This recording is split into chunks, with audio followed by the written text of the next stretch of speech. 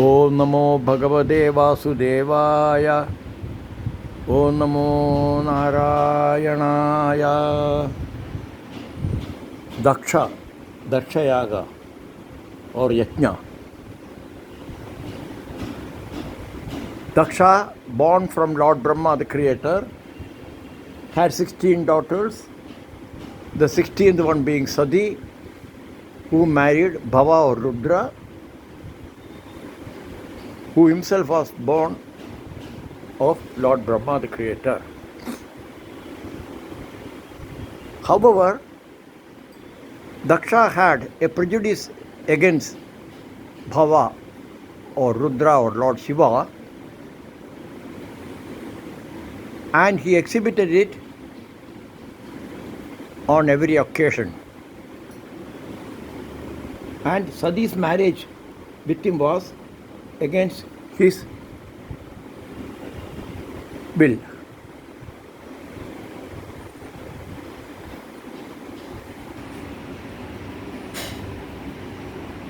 Once during a yajna, Lord Vishnu, Lord Bhava were present, and like Lord Vishnu, Lord Shiva did not get up when Daksha reached the Yagashala, the place of yajna sacrificial arena. This act of son-in-law irritated Daksha, as he thought that he was not being respected. Daksha had failed to realize the true nature and glory of Lord Shiva and kept this incident in mind.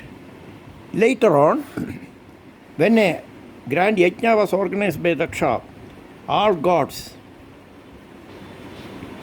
except Lord Brahma and Lord Vishnu, the all-knowing Almighty, attended the same. Bhava, of course, did not attend because he, or even Daksha's daughter Sati, was not invited to attend the yajna. It was a great sacrificial ceremony that Sati was insistent to attend, though uninvited and against the repeated advice of Bhava, who knew what was in store. Being utterly insulted and uninvited and against the advice of Bhava, Sati proceeded to the Yagashala.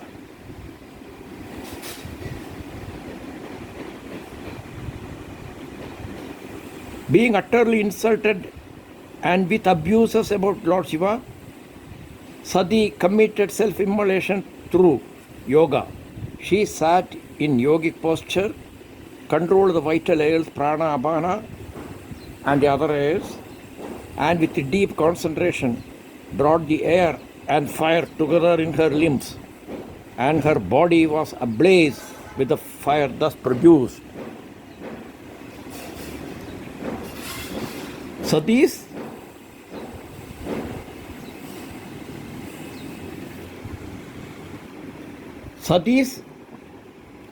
attendants rose with uplifted weapons to attack Daksha, whereupon sage Bhrigu, officiating at the sacrifice, poured oblations to the fire known by the name of Dakshinagni, reciting the text of the Yajurveda, possessing the efficacy of killing those who try to wreck a sacrifice. At that moment, hosts of heavenly beings called Ribhus rose from the sacrificial pit, whereupon the Pramathas, attendants of Lord Shiva, and the Guhyakas, that is Yakshas, attendants of Kubera, took to their heels.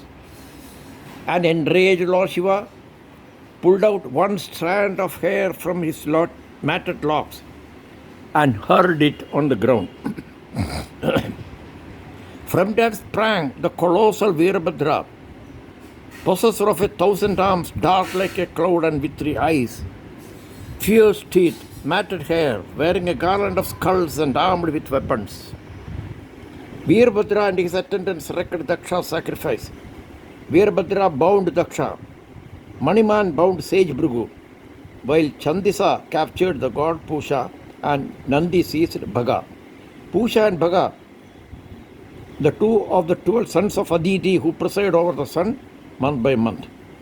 Veerabhadra severed Daksha's head and threw it into the Dakshinagni sacrificial fire. Next, in Rudra form, he pulled up the moustaches and beard of Bhrigu as a retaliation for the latter's loud laughter while invoking the Ribhus against Pramathas. That is Shiva's attendants. Also, Veerabhadra plucked the eyes of Bhaga, who had countenanced Daksha in his calumniation of Lord Shiva by blinking. Next, Veerabhadra, the three-eyed Lord Rudra, smashed the teeth of Pusha, who had bared his teeth, being happy at Daksha's vilification of Lord Bhava. To the priest's plea, Lord Brahma said the only resort was Lord Shiva himself and to seek his forgiveness. Lord Brahma himself accompanied them to Mount Kailasa and appealed to Lord Shiva to help complete the disrupted sacrifice by partaking of that which is left of the sacrifice, yat uchishta. Lord Shiva was gracious enough to say that he had no rancor against anyone. Easily appeased and supplicated, Lord Shiva condoned all, and blessed by him, Daksha had a goat's head fixed to his body, and likewise others also got to perform their duties at the sacrifice. By way of purification of the sacrificial fire, the priests offered purodasa, that is a mass of ground rice rounded into a cake. Lord Shiva partook of his share of the sacrifice that had earlier been denied to him. All this took place in the highly acclaimed and exalted presence of Lord Sri Hari and Lord Brahma, both of whom had earlier not attended Daksha's sacrifice, fully aware of destiny overtaking Daksha, who had deviated from the dharmic way of not only spitting venom on Lord Shiva, the spouse of his daughter Sati, but also by remaining a mute and sinful witness of own daughter's self-immolation. Bitten as she was by the abuses hurled by her father and being repentant for not having paid heed to Lord Shiva's caution. A chastised Daksha realized the truth that Brahma, Vishnu and Maheshwara are all one and the same. Lord Vishnu said to Daksha, Trayanam ekabhavanam yo na pashyati vaibhidam aham brahma cha sarvascha jagataka karanam param. This is very important, not to distinguish between Brahma, Vishnu or Shiva. It must be understood that all the three are forms of the same Almighty, the Supreme Controller. Daksha's first Janma, as above, was as mind-born son of Lord Brahma, and in the period, the first Manvantara, Swayambhuva Manvantara. Daksha took to penance and uninterrupted meditation and was reborn as a son of Prajetas. Narayana, Narayana, Narayana, Narayana. Loka samastha sukhino bhavantu.